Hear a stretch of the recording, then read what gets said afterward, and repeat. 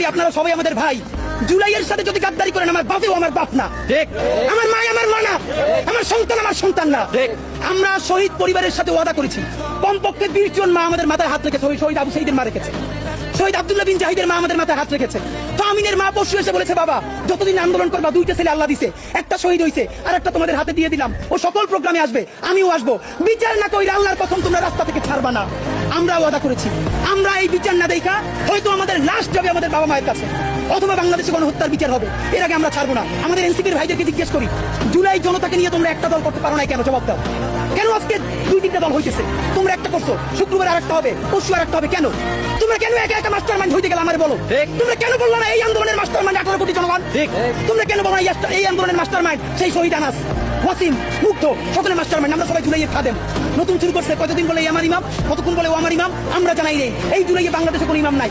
এই জুলাই হয়েছে উপরে আল্লাহর রহমতে, আর আমরা 18 কোটি জনগণ এই জুলাইয়ের খাদেম।